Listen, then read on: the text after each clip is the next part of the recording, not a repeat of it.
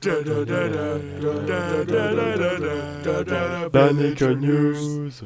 Et bienvenue à tous pour ce deuxième épisode de la Neko News. Au sommaire de cet épisode, le débrief de la semaine 3 et de la semaine 4 qui se sont passés le 15 au 28 mai. Et nous allons débrief ce qui s'est passé dans la division 2 et la division 1.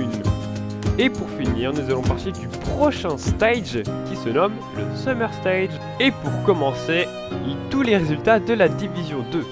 Un perfect stage notamment de la team Pépite et qualification de justesse pour la team Note. Pour la division 2 et la poule B, la structure Nobuki en forme et qualifie ces deux équipes, Nobuki Mars et Fafnir.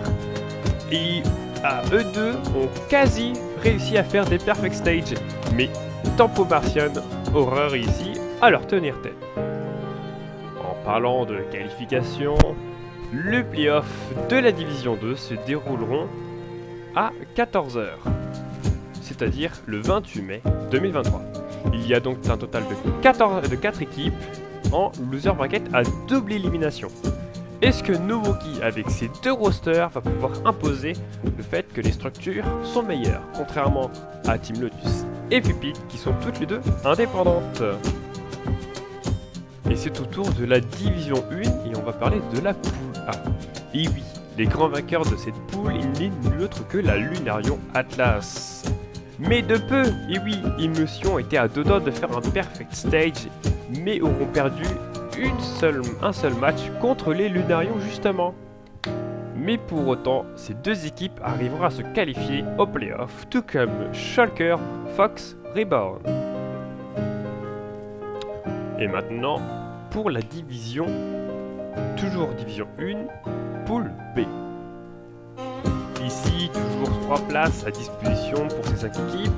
Et la Lunarion Eris tombe encore une fois première. Et cette fois, c'est un vrai perfect stage salaire qui a été donné. Suivi tout près de Nebula Arfang, qui se qualifie aussi, et DSC The Goose. Pour le bracket de cette division, je le rappelle, mais tout se passera aussi demain à partir de 14h. Donc 6 équipes sont qualifiées, donc 2 de la Lunarion Atlas, donc 2 de la structure Lunarion. Mais petit problème durant cette mission, et oui, DSC The Goose déclarera forfait avant de pouvoir faire un seul match.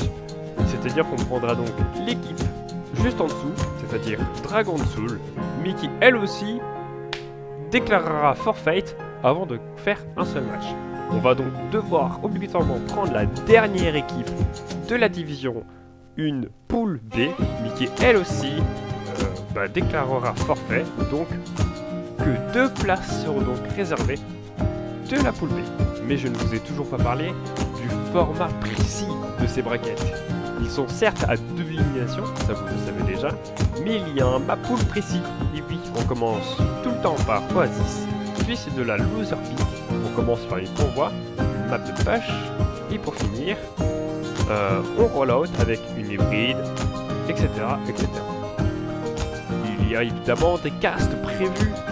À partir de 17h, Casterness s'occupera exclusivement de la division 1. Et pour la division 2, à partir de 15h, ça sera la Falagraph. Petit débrief aussi sur le Summer Stage. Et oui, la deuxième phase de cette Neko League va s'ouvrir dès la semaine prochaine. Il y aura donc un mois encore de compétition, du 28 mai au 14 juin, et les phases de playoff se dérouleront le 25 juin. Pour conclure, 2 structures se démarquent du lot durant cette Neko League. Nous avons sur le coup la Nobuki qui a dominé les 2 phases de la division B, et la Lunarion qui qualifie aussi 2 de ses équipes dans la division 1. A vous de soutenir les équipes qui sont présentes, évidemment. N'hésitez pas aussi sur le coup à soutenir le projet en mettant des commentaires et des super pouces bleus. Mesdames et messieurs, Tomasa contre UX. Ils sont là. Ils sont beaux, Tomasa. Oh là là, Tomasa qui aura, oh là là, le doublé. Oh, le teamfight qui était bien parti pour les débuts là, mais Tomasa, on a décidé autrement, mon gars.